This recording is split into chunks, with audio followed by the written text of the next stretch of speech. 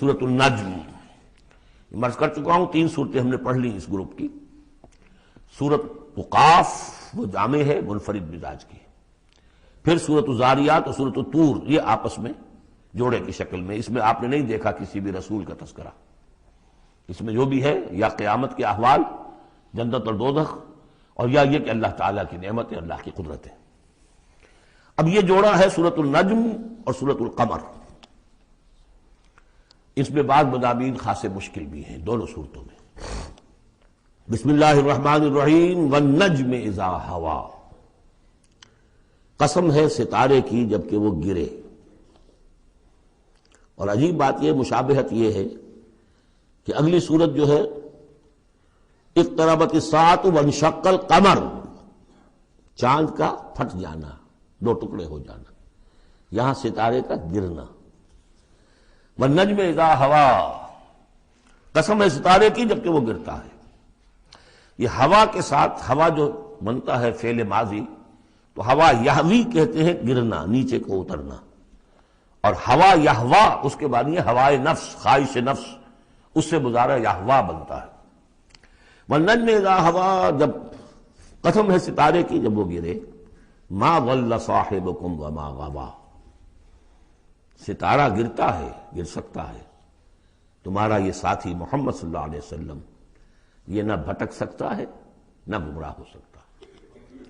ما ضل صاحبکم وما غوا، اور نوٹ کیجئے گا یہ اس کا مثنیٰ جو ہے اس مضمون کا آپ کو ملے گا آخری پارے میں سورہ تکویر میں، وہاں بھی صاحبکم کا لفظ آیا ہے۔ وما صاحبکم بمجنون ولقد رآہ بالافق المبین وما هو علی الغیب بضنین وما هو بقول شیطان الرجیم۔ اصل میں نبی اکرم صلی اللہ علیہ وسلم نے جو حضرت جبرائیل کو دیکھا ہے، ایک تو یہ کہ جب حضرت جبرائیل وحی لے کر آتے تھے تو آپ کو نظر تو کچھ نہیں آتا تھا، فرشتہ نظر تو نہیں آتا تھا، وہ تو عرض کیا کہ وہ تو ایک عالم امر کی شے ہے، اور جو حضور کی شخصیت میں جو عالم امر کا حصہ ہے روح، اس پر براہ راست اس کا نزول ہے۔ وہ آنکھوں سے نظر نہیں آتا تھا، اس وحی کو آپ اپنے ان کاموں سے نہیں سنتے تھے، وہ تو نغمہ وہی ہے نغمہ کہ جس کو روح سنے اور روح سنائے۔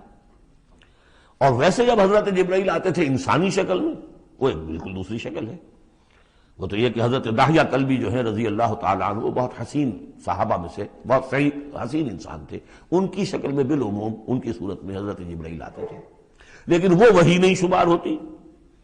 ہم نے ام السنہ وہ حدیث جس میں جبرائیل آئے اور حضور نے فرمایا جبریل تھے جو تمہیں تمہارا دین سکھانے آئے تھے، لیکن وہ قرآن میں نہیں ہے، ام السنہ ہے، وہ ام القرآن نہیں ہے۔ البتہ یہ کہ حضرت جبرائیل کو ان کی اصل ملکی شکل میں حضور نے اپنی ان آنکھوں سے 2 مرتبہ دیکھا ہے۔ ایک مرتبہ بالکل آغاز میں، جبکہ حضرت جبرائیل جو ہیں ایسے ظاہر ہوئے، حضور اتر رہے تھے غار حرا سے، جبل نور سے، تو آپ کو آواز آئی یا محمد۔ یہ پہلی وحی کے بعد جو فترت ہوئی ہے، کچھ عرصے کے لیے وحی رکی رہی، اس وقت واقعہ پیش آیا۔ آپ نے سامنے دیکھا، پیچھے دیکھا، کوئی نہیں، نظر کوئی نہیں آیا۔ پھر تھوڑی دیر آپ چلے، شاید مجھے کوئی دھوکہ لگا ہے، ایسی میں نے سنا ہے، کوئی آواز نہیں تھی، پھر آیا یا محمد، پھر دیکھا 2-3 مرتبہ کوئی نظر نہیں آیا، تو کچھ خوف سا محسوس ہوا۔ تیسری مرتبہ یا محمد، تو اچانک حضور کی نگاہ اوپر اٹھی، تو حضرت جبرائیل فرشتے کی جو اصل شکل ہے اس میں وہ تھے افق پر، اور پورا افق بھرا ہوا تھا اس میں۔ تو اصل ملک کی صورت میں حضرت جبرائیل کو حضور نے اس وقت دیکھا، اور ایک دیکھا ہے پھر عند سدرۃ المنتہا، شب معراج میں، جب ساتھ آئے ہیں لے جانے کے لیے انسانی شکل میں تھے، کوئی سواری بھی ایسی تھی جس کو کہ براق کہا جاتا ہے، وہ بھی محسوس شے تھی، لیکن یہ کہ جہاں انہوں نے کہا 7ویں آسمان پہ جا کر کہ بس اب آگے میری گنجائش، اب آگے آپ کو اکیلے جانا ہے، اس سے آگے اگر میں گزرا میرے پر جل جائیں گے، بے سوز تجلا بے سوزت پرم، اگر یکسر منہ برتر پرم، اگر میں نے اب اس سے آگے ایک بال برابر بھی میں آگے بڑھا تو میرے پر جل جائیں گے، اب آگے آپ کا کام۔ اس وقت بھی وہ ان کی اصل شکل میں ظاہر ہوئی حضرت جبرائیل علیہ السلام۔ یہ بات اس لیے ضروری ہے کہ جیسے محدثین جو ہیں وہ اس کی تحقیق کرتے ہیں کہ حضور سے کس نے سنا، اس سے جو روایت کر رہا ہے کہ میں نے اس صحابی سے سنا جو تابعی ہے، آیا ان کی ملاقات بھی ثابت ہے کہ نہیں؟ تابعین کے طبقے کا ایک شخص وہ ہے کہ جس کی عمر ابھی 6 برس کی تھی کہ وہ صحابی فوت بھی ہو گئے، اور وہ کہہ رہا ہے میں نے ان سے سنا، تو پھر وہ حدیث جو ہے محدثین اس کو قبول نہیں کریں گے۔ وہ دیکھتے ہیں کہ لنک جو ہے مضبوط ہونا چاہیے۔ روایت ہے نا، ان فلاں ان فلاں ان فلاں، حضور سے فلاں صحابی نے سنا، اس نے سنا، اس تابعی نے سنا، یہ لنک جو ہے یہ ملاقات ثابت ہونی چاہیے۔ تو چونکہ جو حدیث اللہ ہے، یہ قرآن کیا ہے؟ حدیث اللہ، یہ حدیث ہے۔ احسن الحدیث اللہ الذی انزل احسن الحدیث کتابا متشابہا مثانیہ، یہ ہم پڑھ چکے ہیں سورہ زمر میں۔ اس حدیث کا یہ حدیث اللہ سے کس نے سنا؟ جبرائیل نے۔ جبرائیل سے کس نے سنا؟ محمد نے۔ تو ان کی ملاقات ثابت ہے۔ اصل ملکی شکل میں حضرت جبریل کا دیکھا جانا اس اعتبار سے بہت اہم ہے، اس لنک کو اسٹیبلش کرنے کے لیے اس کو یہاں پہ بیان کیا جا رہا ہے۔ ما ضل صاحبکم وما غوا، تمہارے یہ ساتھی ہے لوگوں، یہ محمد نہ بہکے ہیں اور نہ بے راہ ہوئے ہیں، نہ بھٹکے ہیں۔ وما ينطق عن الهوى، اور یہ جو کچھ کہہ رہے ہیں اپنے جی سے نہیں کہہ رہے، خواہش نفس سے نہیں کہہ رہے۔ ان هو الا وحی یوحی، نہیں ہے یہ مگر وحی جو ان کی طرف کی جا رہی ہے۔ علمہ شدید القوی، انہیں تعلیم دی ہے، سکھایا ہے اس نے جو بہت طاقت والا ہے۔ یہاں حضرت جبرائیل ہیں جو مراد ہیں۔ علمہ شدید القوی، یہ قرآن کس نے سکھایا محمد کو؟ شدید القوی، ذو مرۃ، وہ بڑا زور آور ہے، فاستوی، وہ سیدھا ہوا، وہو بالافق الاعلی، اور افق اعلیٰ کے اوپر وہ محمد کو نظر آ رہا تھا صلی اللہ علیہ وسلم۔ ثم دنا فتدلی، پھر ذرا نیچے کو لٹکا، قریب آیا، فکان قاب قوسین او ادنی، اور پھر وہ اتنے قریب آ گیا کہ جیسے 2 کمانوں کا فاصلہ ہو یا اس سے بھی قریب۔ فاوحی الی عبدہ ما اوحی، پھر اس نے وحی کی اللہ کے بندے کی طرف جو وحی کی۔ وہ وحی کون سی تھی؟ وہ ہے اصل میں وحی رسالت، وحی نبوت جو تھی وہ تو شروع میں آ چکی، اس کے بعد یہ فترت ہو گئی تھی، کچھ وقفہ پڑ گیا تھا۔ شروع میں وحی جس سے کہ حضور کی نبوت کا ظہور ہوا ہے وہ تو ہے اقرا بسم ربک الذی خلق، خلق الانسان من علق، اقرا وربک الاکرم الذی علم بالقلم، علم الانسان ما لم یعلم۔ لیکن اب یہ سورہ مدثر کی آیات اس وقت نازل ہوئیں، یا ایھا المدثر، جب حضور گھر آ گئے اور پھر آپ نے اپنی اہلیہ سے کہا، خوف زدہ تھے جو بھی منظر دیکھا تھا، ملک کی شکل، فرشتے کی شکل، اب وہ تو حضور ہی نے دیکھا جو دیکھا، ہم تو نہیں سمجھ سکتے کہ آپ نے کیا دیکھا، لیکن یہ کہ اس کے بعد آپ آئے، آپ نے کہا مجھے کمبل اڑا دو، لحاف اڑا دو، لحاف اوڑھ کر آپ لیٹ گئے، تو پھر وہ وہی یا ایھا المدثر قم فانذر وربک فکبر، اے لحاف میں لپٹ کر لیٹنے والے کھڑے ہو جاؤ اور خبردار کرنا شروع کر دو لوگوں کو۔ اور تمہاری اس دعوت کا نقطہ آغاز تو انذار ہے، اور اس کا ہدف دنیا میں تکبیر رب ہے، رب کو بڑا کرو، اس کی بڑائی منواؤ، اس کی بڑائی نافذ کرو، اس کا نقشہ کھینچا گیا ہے۔ علمہ شدید القوی ذو مرۃ فاستوی وہو بالافق الاعلی ثم دنا فتدلی فکان قاب قوسین او ادنی فاوحی الی عبدہ ما اوحی ما کذب الفؤاد ما رأی، جو کچھ انہوں نے دیکھا ان کے دل و دماغ نے اسے جھٹلایا نہیں، یہ نہیں کہا کہ نہیں یہ کیا ہے۔ دیکھیے ایسا ہوتا ہے کہ کوئی غیر معمولی سی بات آپ دیکھیں تو ایک شخص ہو جاتا ہے میں خواب دیکھ رہا ہوں یا حقیقت دیکھ رہا ہوں۔ آنچے نہیں بینیم بیداریست تو یارب یا بے خواب، اے اللہ جو میں دیکھ رہا ہوں یا ہم دیکھ رہے ہیں یہ بیداری میں دیکھ رہے ہیں، یہ خواب میں دیکھ رہے ہیں، وہ غیر متوقع چیز۔ لیکن نبی کو کوئی شک نہیں ہوا، ما کذب الفؤاد ما رأی، یکسوئی کے ساتھ دل و دماغ اور جو بھی آپ کی آنکھ دیکھ رہی تھی ان میں کوئی کانفلکٹ نہیں تھا۔ ما کذب الفؤاد ما رأی فتمارونہ علی ما یری، تو کیا تم اس سے جھگڑتے ہو اس چیز پر کہ جسے وہ دیکھ رہا ہے؟ اقبال نے کہا نا کہ قلندر ہرچے گوید دید گوید، جو شخص اپنا دیکھی ہوئی چیز بیان کر رہا ہے تم اس سے جھگڑ رہے ہو، تمہارے لیے تو وہ ایک غیب کی خبر ہے، اس نے تو دیکھا ہے۔ افتمارونہ علی ما یری وَلَقَدْ رَآهُ نَزْلَةً أُخْرَىٰ، اس نے تو ایک مرتبہ اور بھی دیکھا، کہاں دیکھا؟ عند سدرۃ المنتہا، شب معراج میں سدرۃ المنتہا۔ کوئی بیری کا درخت ہے، وہ کیسی بیری ہے؟ ساتویں آسمان کی بیری، وہ آخری حد ہے، مخلوق کوئی اس سے آگے نہیں جا سکتی۔ اس سدرۃ المنتہا، منتہا نہایت، حد، جہاں کی حد ہو گئی، وہاں تک حضور پہنچے ہیں، سدرۃ المنتہا تک۔ اندہا جنت الماوا، اور سب سے اونچی جو جنت ہوگی جنت الماوا، وہ اس کے قریب ہی ہے، وہ بھی ساتویں آسمان پر ہے۔ یہ تو درجہ بدرجہ ترقی ہوتی جائے گی نا۔ پہلی ضیافت جو ہے، پہلی نزل جو ہے، وہ تو اسی زمین پر ہو جائے گی، پھر جو ترقی ہوگی اپنے اپنے مدارج، اپنے اپنے مراتب، اپنے اپنے مقامات، اپنے اپنے ایمان کی گہرائی، اپنے اپنے اعمال صالحہ، اپنا اپنا انفاق مال و جان، اس کے حوالے سے درجے ہوں گے۔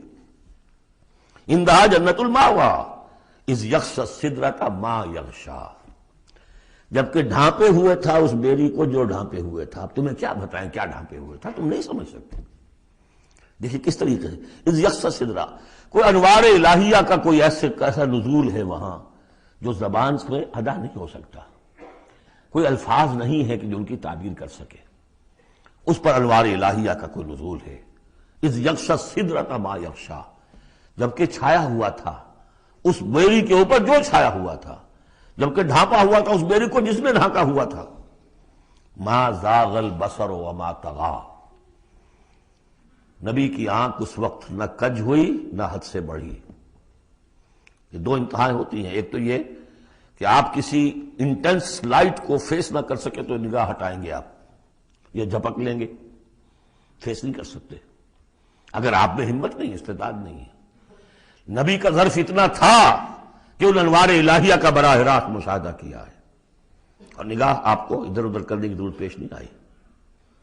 لیکن طغی ایک حد ادب بھی ہوتا ہے جس سے آگے انسان کو نہیں جانا چاہیے۔ نگاہ جو ہے اس نے بے ادبی کی روش بھی اختیار نہ کی۔ علامہ اقبال نے، واقعہ یہ کہ اس آیت کو میں نے سمجھا علامہ اقبال کے ایک شعر سے، اور اکثر و بیشتر لوگ نہیں سمجھ سکے اس آیت کو۔ ذوق و شوق کے نام سے جو ان کی نظم ہے بال جبریل میں، وہ میرے نزدیک ان کے شاعرانہ جو ان کی استعداد ہے اس میں بلند ترین نظم ہے وہ۔ جہاں تک پیغام ان کا جو ہے امت مسلمہ کے لیے، اس کے لیے ابلیس کی مجلس شورا، وہ کلائمیکس ہے، اور وہ ہے بھی ان کے آخری زمانے کی نظم ہے، سن 36 میں انہوں نے کہی ہے۔ اس کے بعد تو بیماری اتنے رہے ہیں، بہت کم اشعار کہے، لیکن اس میں ذوق و شوق میں ایک شعر ہے: عین وصال میں مجھے حوصلہ نظر نہ تھا،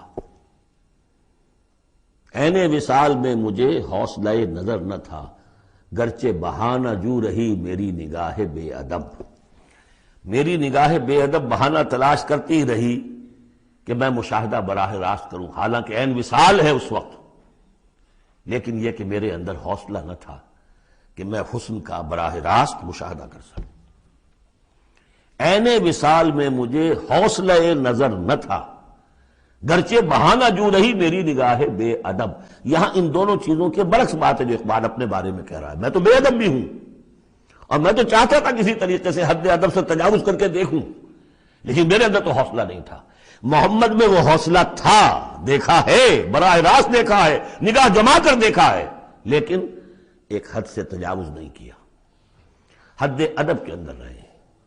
ما زاغ البصر وما طغی، لقد رأى من آیات ربہ الکبریٰ، دیکھا انہوں نے اپنے رب کی عظیم ترین آیات کو۔ اب وہاں جا کر جو مشاہدہ ہوا ہے وہ تو اللہ کی عظیم ترین آیات کا ہے، اور اسی سے در حقیقت دلیل ہے ام المومنین حضرت عائشہ صدیقہ رضی اللہ تعالی عنہ اور حضرت عمر رضی اللہ تعالی عنہ کا جو قول ہے۔ شب معراج میں بھی حضور نے اللہ کو نہیں دیکھا، اللہ کی عظیم ترین آیات کو دیکھا، جو تجلی تھی اس وقت اللہ کی۔ حضرت عائشہ صدیقہ کا کہنا تو یہ کہ نور لا یرا، وہ نور ہے، دیکھے کیسا جا سکتا ہے۔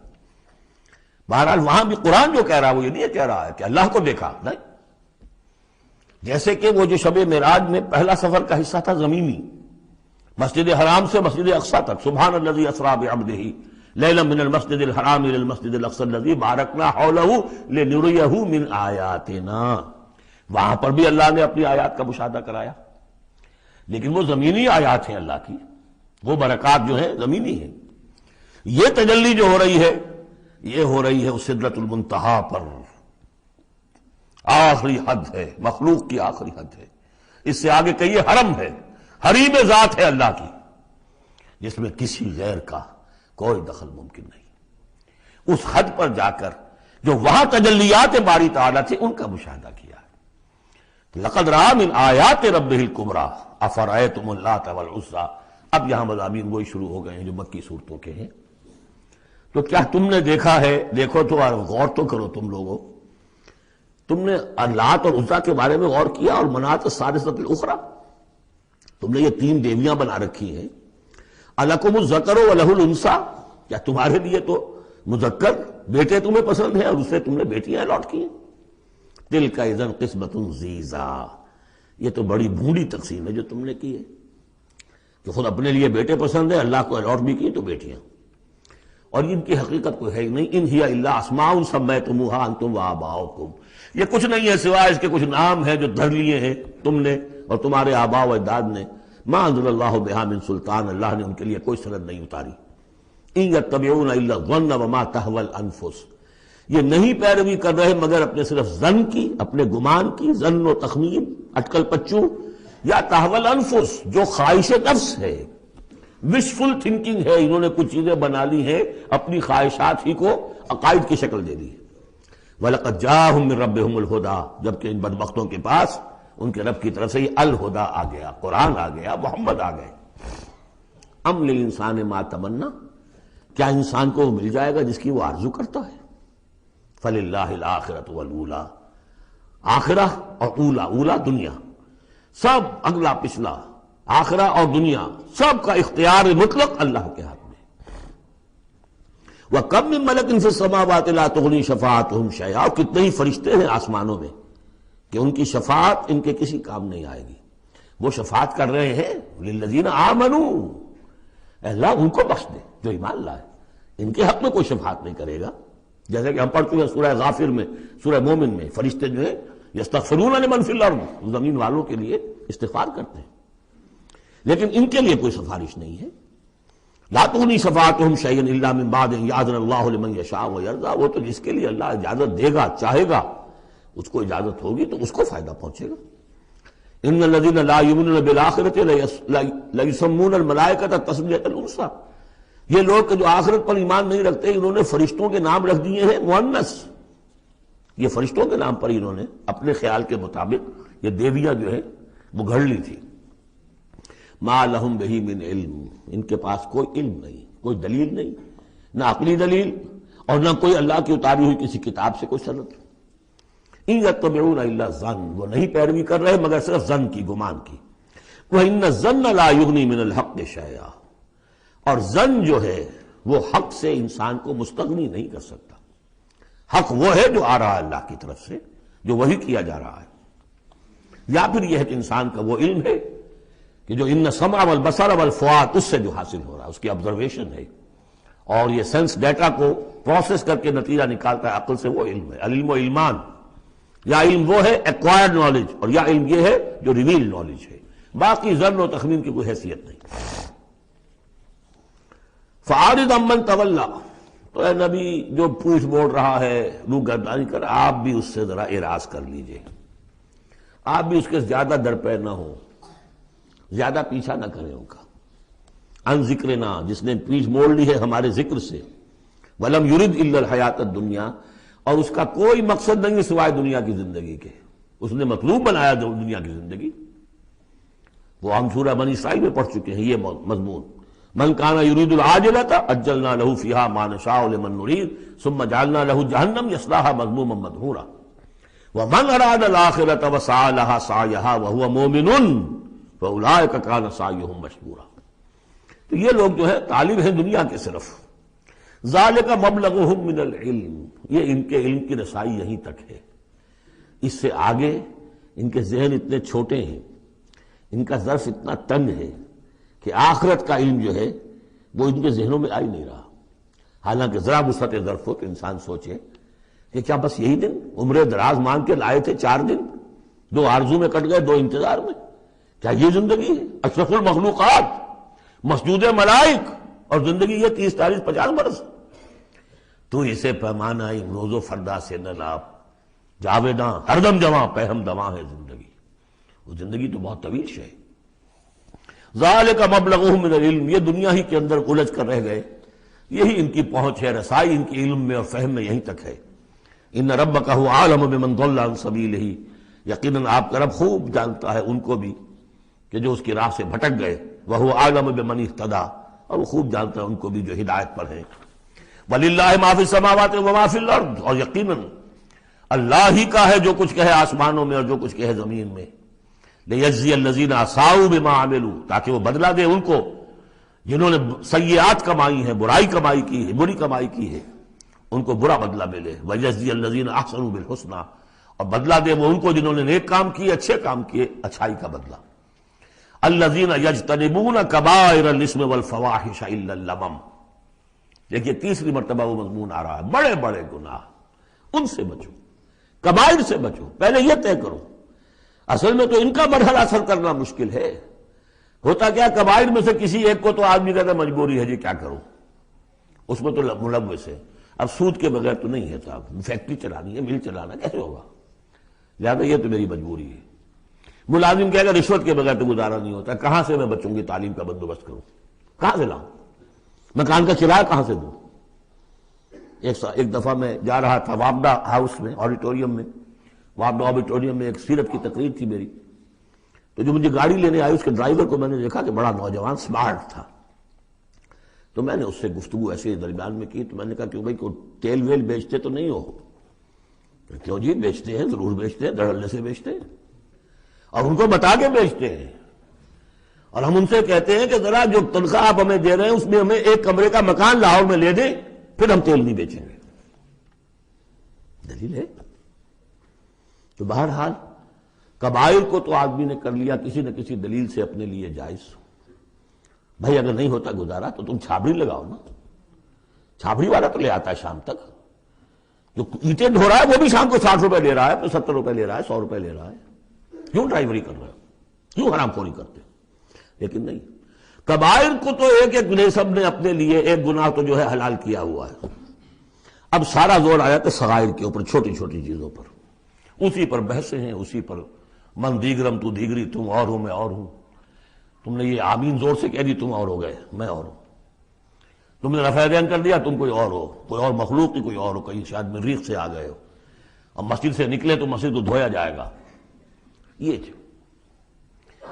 تو فرمایا الذین یجتنبون کبائر الاسم والفواحش، وہ لوگ جو بڑے بڑے گناہوں سے اور فحش سے، بے حیائی سے بچتے رہیں، الا اللمم، ہاں کبھی کوئی چھوت لگ گئی تھوڑی سی، کوئی صغائر، مراد یہاں پر صغائر ہے، لمم یہاں صغائر کے لیے۔ ان ربک واسع المغفرہ، دیکھیے واسع کا لفظ آ گیا، واسع ثلاثی مجرد میں اس میں فاعل ہے، اور وہ ہے موسع، کسی اور شے کو وسعت دینے والا، وَإِنَّا لَمُوسِعُونَ، ہم ابھی اس کو وسعت دیں گے۔ ان ربک واسع المغفرہ، یقیناً آپ کا پروردگار جو ہے بہت بہت وسیع مغفرت والا ہے، وہ عالم بکم، اور وہ تمہیں خوب جانتا تھا اس وقت بھی، اذ انشاکم من الارض، جبکہ تمہیں زمین سے اس نے اٹھایا، تمہاری تخلیق کا مادہ جو ہے وہ مٹی سے جب کہ آغاز کیا، وَإِذْ أَنْتُمْ أَجِنَّةٌ فِي بُطُونِ أُمَّهَاتِكُمْ، اور وہ اس وقت بھی تمہیں دیکھ رہا تھا اور تم سے واقف تھا جبکہ تم اپنی ماؤں کے پیٹوں میں جنین کی شکل میں تھے۔ فَلَا تُزَكُّوا أَنفُسَكُمْ، تو اپنے آپ کو بڑا مزکا اور بہت نیک اور بہت متقی نہ سمجھو، اللہ کو معلوم ہے، اللہ عالم بمن اتقی، وہ عالم بمن اتقی، وہ خوب جانتا ہے جو تقوی والا ہے۔ وہی مثال آئے گی تھوتھا چنا باجے گھنا، جہاں حقیقت تقوی نہیں ہوتی وہاں مظاہر تقوی پر بہت زور ہوتا ہے، حقیقت تقوی ہے نہیں، حرام خوری ہے، لیکن یہ کہ مظاہر تقوی کے اوپر زور اس لیے دیا جائے گا، چھوٹی چیزوں کے اوپر ایمفیسس اس لیے ہوگا۔ فلا تزکوا انفسکم، نہ اپنے آپ کو سمجھو بڑے متقی اور بڑے پاک اور بڑے پاک باز، هو عالم بمن اتقى، افرأيت الذي تولى، تو کیا تم نے دیکھا اس شخص کو جس نے پیٹھ موڑ لی، وَآتَى قَلِيلًا وَأَكْدَى، دیا تھوڑا سا اور پھر سخت ہو گیا۔ یہاں در حقیقت عام خیال یہی ہے، میری رائے بھی یہی ہے کہ ولید بن مغیرہ کا تذکرہ ہے وہ قریب آ گیا تھا ایک وقت میں. یہ تذکرہ تفصیل سے آئے گا سورہ مدثر میں. معلوم ہوتا تھا کہ اب وہ ایمان کے بہت قریب ہے، لیکن پھر ایک دم سخت ہو گیا. پھر وہ عصبیت یا اپنی چودراہٹ کا خیال جو ہے وہ ایک دم نرمی پیدا ہوئی تھی. آتا قلیلا واقدا. عنده علم الغیب فہو یرا، کیا اس کے پاس غیب کا علم ہے جسے وہ دیکھ رہا ہے؟ ام لم ينبأ بما فی صحف موسیٰ، کیا اسے یہ بات خبر نہیں پہنچ چکی؟ کیا اس کو نہیں بتا دیا گیا جو صحف موسیٰ میں تھا؟ وہ ابراہیم الذی وفا، اور ابراہیم کے صحیفوں میں تھا جس نے پورا وفا کر دی، اپنی ہر پوری وفا کی انتہا کر دی اپنے پروردگار کے ساتھ. وفا تو صحف ابراہیم و موسیٰ یہ آخری پارے میں بھی سورۃ الاعلیٰ میں آئے گا. اور یہ ہے جو میں نے پہلے بھی عرض کیا تھا کہ صحف ابراہیم کہاں ہے؟ صحف موسیٰ تو first 5 books of the old testament, لیکن وہ کہاں ہے صحف؟ گمان ہے میرا واللہ عالم کہ ہندوستان میں جو ہندوؤں کے اپنشدس ہیں وہ صحف ابراہیم کی بگڑی ہوئی شکلیں ہیں. واللہ عالم، گمان کے درجے میں ہے. اس میں حضرت موسیٰ کے صحیفوں میں اور ابراہیم کے صحیفوں میں کیا بات تھی؟ اللہ تزر وازرۃ وزر اخری، کہ نہیں اٹھائے گی کوئی جان کسی دوسری جان کے بوجھ کو. ہر شخص کو اپنی رسپانسبلٹی، خود اپنی اکاؤنٹیبلٹی کو فیس کرنا ہوگا، خود جواب دہی کرنی ہوگی. جیسے کہ ہم پڑھ چکے ہیں سورہ مریم میں، وَكُلُّهُمْ آتِيهِ يَوْمَ الْقِيَامَةِ فَرْدًا، ہر شخص اللہ کی عدالت میں آئے گا قیامت کے دن اکیلا. نہ باپ ساتھ ہوگا، نہ ماں ساتھ ہوگی، نہ جورو ساتھ ہوگی، نہ بیٹے ساتھ ہوں گے، نہ بیٹیاں ساتھ ہوں گی. کوئی ساتھ، کوئی بھائی ساتھ ہوگا. یا عورت ہے تو نہ شوہر ساتھ ہوگا، اسے اپنا جواب خود دینا ہے. اللہ تزر وازرۃ وزر اخری الیس للانسان الا ما سعی، اور یہ کہ انسان کے لیے نہیں ہے مگر وہی کچھ جس کے لیے اس نے سعی کی ہے، محنت کی ہے، کمائی کی ہے. تمناؤں سے کچھ نہیں ہوتا. ام للانسان ما تمنا شروع میں آیا تھا. کیا تمناؤں سے کچھ مل جائے گا؟ کیا انسان کو مل جائے گا جو وہ چاہے گا؟ نہیں. اب یہاں اس کا جواب آ گیا، الیس للانسان الا ما سعی، کسی انسان کو نہیں ملے گا کچھ بھی مگر وہی جس کے لیے اس نے سعی کی ہے، محنت کی. وَأَنَّ سَعْيَهُ سَوْفَ يُرَىٰ، البتہ جو اس کی صحیح ہوگی وہ اسے دکھا دی جائے گی، اس کے سامنے آ جائے گی. فَمَنْ يَعْمَلْ مِثْقَالَ ذَرَّةٍ خَيْرًا يَرَهُ وَمَنْ يَعْمَلْ مِثْقَالَ ذَرَّةٍ شَرًّا يَرَهُ. جس نے ذرے کے ہم بدن نیکی کی ہوگی اس کو دیکھ لے گا، اور جس نے ذرے کے ہم بدن بدی کی ہوگی وہ دیکھ لے گا. ثُمَّ يُجْزَاهُ الْجَزَاءَ الْأَوْفَىٰ، پھر اس کو بدلہ دیا جائے گا پورا بدلہ. وَأَنَّ إِلَىٰ رَبِّكَ الْمُنتَهَىٰ، اور یہ کہ بالآخر تو تمہارے رب ہی کی طرف جانا ہے. وَأَنَّهُ هُوَ أَضْحَكَ وَأَبْكَىٰ، اور یہ کہ وہی تمہارا رب ہے جو ہنساتا بھی ہے اور رلاتا بھی ہے. ایسی حالات جن میں کہ تم خوش رہتے ہو، ہنستے ہو، وہ بھی اللہ کی طرف سے ہیں، اور ایسے حالات جن میں تمہیں رونا آ جاتا ہے، تکلیف ہوتی ہے، وہ بھی اللہ کی طرف سے ہیں. وَأَنَّهُ هُوَ أَمَاتَ وَأَحْيَا، اور یہ کہ وہی ہے جو مارتا بھی ہے اور زندہ بھی رکھتا ہے. وَأَنَّهُ خَلَقَ الزَّوْجَيْنِ الذَّكَرَ وَالْأُنثَىٰ مِن نُطْفَةٍ إِذَا تُمْنَىٰ، اور یہ کہ وہی ہے کہ جس نے بنا دیے ہیں زوجین، الذکر والانثیٰ، مذکر اور مؤنث، مرد اور عورت، نر اور مادہ، من نطفتن، ایک ہی بوند سے، اذا تمنا، جبکہ وہ ٹپکائی جاتی ہے. وَأَنَّ عَلَيْهِ النَّشْأَةَ الْأُخْرَىٰ، اور یہ کیا اسی کے ذمے ہے دوبارہ اٹھانا. اس کو نوٹ کیجیے، ذمہ داری ہے اس کی. عَلَيْهِ النَّشْأَةَ الْأُخْرَىٰ، اس لیے کہ اگر وہ نہیں اٹھاتا دوبارہ تو نیکوکاروں پر یہ بہت بڑا ظلم ہو جائے گا. جنہوں نے یہاں بھی ہاتھ روک کر رکھے، اپنے پھونک پھونک کر قدم رکھا، چاہے روکھی سوکھی پر گزارا کرنا پڑا، کوئی حرام خوری نہیں کی، مشقت میں زندگی گزار دی. اگر یہ نشأت ثانیہ نہیں ہے، دوبارہ اٹھنا نہیں ہے، انہیں اجر و ثواب نہیں مل رہا، تو بہت بڑا ظلم ہے جو ان پر ہو جائے گا. وَأَنَّ عَلَيْهِ النَّشْأَةَ الْأُخْرَىٰ، اس کے ذمے ہے دوبارہ اٹھانا. وَأَنَّ عَلَيْهِ النَّشْأَةَ الْأُخْرَىٰ وَأَنَّهُ هُوَ أَغْنَىٰ وَأَقْنَىٰ وَأَنَّهُ هُوَ رَبُّ الشِّعْرَىٰ وَأَنَّهُ أَهْلَكَ عَادًا الْأُولَىٰ وَثَمُودَ فَمَا أَبْقَىٰ وَقَوْمَ نُوحٍ مِّن قَبْلُ إِنَّهُمْ كَانُوا هُمْ أَظْلَمَ وَأَطْغَىٰ وَالْمُؤْتَفِكَةَ أَهْوَىٰ فَغَشَّاهَا مَا غَشَّىٰ فَبِأَيِّ آلَاءِ رَبِّكَ تَتَمَارَىٰ. صدق اللہ العظیم. اور یہ کہ اللہ ہی کے ذمے ہے دوبارہ اٹھا دینا، اور یہ کہ اسی نے دولت دی، اسی نے خزانہ دیا. لیکن اس کے ایک معنی یہ بھی ہے کہ اسی نے، جس کو بھی فقر آتا ہے اسی کی طرف سے آتا ہے.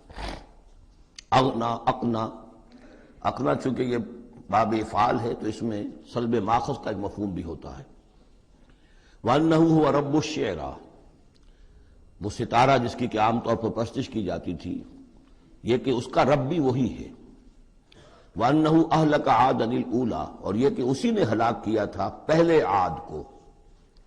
عاد وہ قوم تھی جو احقاف میں آباد تھی، جن کی طرف کہ حضرت ہود علیہ السلام مبعوث ہوئے تھے، لیکن اس کے بعد پھر جو قوم سمود وجود میں آئی، چونکہ اسی قوم عاد میں سے جو اہل ایمان تھے اور حضرت ہود علیہ السلام انہوں نے وہاں سے ہجرت کی، اور پھر ان کی نسل سے یہ دوسری قوم جو سمود وجود میں آئی، تو اسے عاد ثانیہ بھی کہا جاتا ہے کہ پہلے عاد وہ تھے، دوسرے یہ عاد ہیں۔ سمود کو بھی عاد ثانیہ کہا جاتا ہے چونکہ یہ انہی کی نسل تھی۔ تو انہو اہلک عاد الاولیٰ، اسی نے ہلاک کیا تھا پہلے عاد کو۔ وثمود فابقیٰ، اور عاد ثانیہ یعنی سمود کو بھی تو پھر کسی کو باقی نہ چھوڑا۔ وقوم نوح من قبل، اور ہلاک کیا تھا اس نے نوح کی قوم کو اس سے پہلے۔ انہم کانوا ہم اظلم واطغیٰ، یقیناً وہ تو ان سے بھی بڑھ کر ظالم اور ان سے بھی بڑھ کر سرکش تھے۔ والمؤتفقۃ اہویٰ، اور وہ بستی کہ جسے اس نے پلٹ دیا تھا، الٹی ہوئی بستی کو اس نے پٹخ دیا، اس سے مراد ہے سدوم اور عمورہ کی بستیاں۔ فغشاہا ما غشا، اور پھر اس کو ڈھانپ لیا جس چیز نے کہ ڈھانپ لیا۔ جب اس کے اوپر ایک دفعہ تو وہ زلزلہ آیا اور تلپٹ کر دیا، اور پھر اس پر کنکروں کی بارش ہوئی تھی۔ فغشاہا ما غشا، تو وہ کنکروں کی بارش نے پھر ان کو ڈھانپ دیا۔ فبأي آلاء ربك تتمارى، تو تم اپنے رب کی کون کون سی قدرتوں کے بارے میں تم اسے جھٹلاؤ گے یا ان کے بارے میں شک کرو گے۔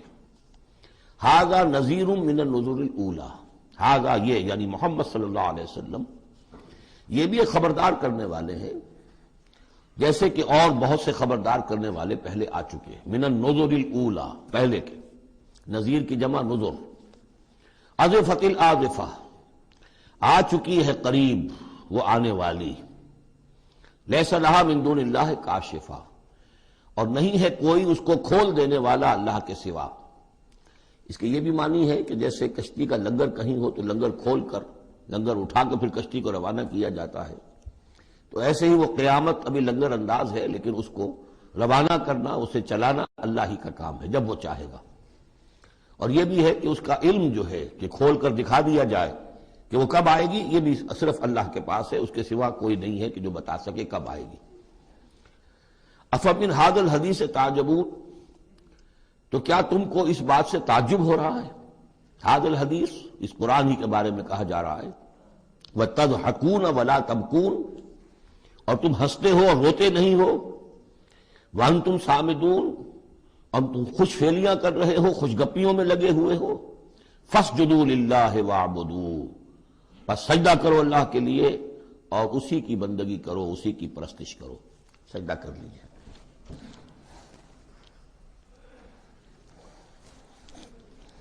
اس سورہ مبارکہ میں جو زور خطابت ہے، جیسا کہ میں نے پہلے عرض کیا کہ ہم لوگ اس کا صحیح اندازہ نہیں کر سکتے۔ یہ جو عربوں کا ایک ذوق تھا، بڑے بڑے خطیب ان کے ہاں ہوتے تھے۔ خود حضور نے فرمایا ہے کہ ان من الشعر لحکمۃ وان من البیان لسحرا، بہت سے شعر ایسے ہوتے ہیں کہ جو حکمت پر مبنی ہوتے ہیں، حکمت کے خزانے، اور بہت سے بیان، بہت سے خطبے، بہت سی تقاریر ایسی ہوتی ہیں کہ جن میں جادو کا اثر ہوتا ہے۔ تو اس خطبے کے اندر جو خطابت کا جوش ہے، جیسا کہ میں نے عرض کیا، اب ظاہر بات ہے کہ وہ عرب اور خاص طور پر جو کہ پوری فصاحت اور بلاغت سے واقف ہوں وہ سمجھتے ہیں۔ لہذا اس کے بارے میں جو رائے آتی ہے وہ یہ ہے کہ آپ نے جس مجمع میں کھڑے ہو کر یہ سورت سنائی تو پورا کا پورا مجمع جو ہے جب بخود رہا، اور وہ ساکت و صامت ہو کر اس کو سنتے رہے۔ وہ کافر بھی تھے، اہل ایمان بھی تھے، بڑے بڑے دشمن بھی تھے حضور کے، لیکن یہ کہ اس کا ایسا زور تھا، اتنا اثر تھا، اتنی تاثیر تھی کہ دم بخود رہے۔ اور آخر میں جب حضور نے یہ آیت پڑھی تو سب کے سب سجدے میں گر گئے۔ البتہ بعد میں پھر انہوں نے بات بنا لی ایک، اور وہ واقعہ ہے تلقا غرانیق العلا کا۔ جب ان سے کہا گیا تم بھی سجدے میں گر پڑے محمد صلی اللہ علیہ وسلم کا یہ کلام سن کر یا قرآن ان کی زبان سے سن کر، تو انہوں نے کہا کہ ہم نے تو سنا تھا کہ اسی میں انہوں نے یہ بھی فرمایا تھا جہاں ذکر آیا ہے افرأیتم اللات والعزی ومناۃ الثالثۃ الاخری، تو وہاں محمد نے یہ بھی کہا تھا تلک الغرانیق العلا وان شفاعتہن لترتجی، یہ بڑی اونچی دیویاں ہیں، بڑی اونچے مقام والی دیویاں ہیں یہ لات اور منات اور عزا، اور یہ کہ ان کی شفاعت کی توقع ہے، شفاعت کریں گی۔ تو ہم نے چونکہ یہ آیت بھی سنی تھی، یہ بھی سنا تھا ان کے زمان سے، لہذا ہم نے سمجھا کہ بس اب جھگڑا ختم ہو گیا، اور محمد نے بھی ہماری دیویوں کو کسی درجے میں مان لیا، جھگڑا تو یہی تھا، لہذا ہم بھی ان کے ساتھ سجدے میں گر گئے۔ لیکن یہ گویا کہ ان کی سخن سازی تھی، یا یہ کہ بعض علماء کی یہ تعویل ہے کہ ہو سکتا ہے کسی شیطان نے جب کہ حضور پڑھ رہے تھے تو یہ الفاظ پڑھ دیے ہوں آواز ملا کر اور انہوں نے سنے ہوں، واللہ عالم۔ لیکن میرے نزدیک یہ اصل میں اس صورت کی تاثیر تھی، اس کی اتنی ہیبت تھی اس میں کہ اس کے نتیجے میں جب آخر میں یہ حکم آیا سجدہ کرو اللہ کو اور بندگی کرو اسی کی، تو وہ سب کے سب گویا کہ بے اختیار جسے ہم کہتے ہیں، فَأُلْقِيَ السَّحَرَةُ سَاجِدِينَ، جیسے القیہ کا لفظ آیا ہے کہ وہ جادوگر جو تھے حضرت موسیٰ علیہ السلام کا جو مقابلہ کرنے آئے تھے، فعل مجہول ہے، گرا دیے گئے جادوگر سجدے میں، جیسے کسی نے ان کو پکڑ کر اور الٹا کر دیا اور سجدے میں گرا دیا، یعنی بے اختیار کرنا انسان کا۔ تو ایسا ہی معاملہ اس صورت کے سننے پر